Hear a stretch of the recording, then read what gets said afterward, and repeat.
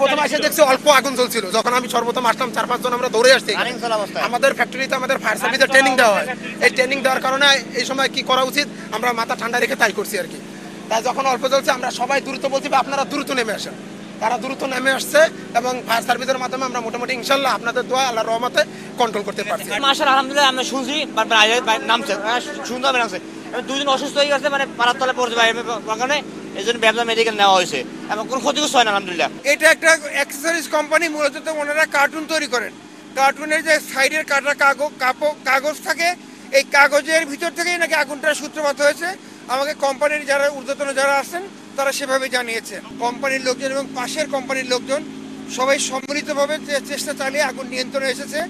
এখনো পর্যন্ত আমাদের জানা মতে কোনো প্রকারের মানে কোনো ইনজুরি বা কোনো ধরনের মানে ক্ষয়ক্ষতি হয় নাই, জানমালের কোনো ক্ষয়ক্ষতি হয় নাই।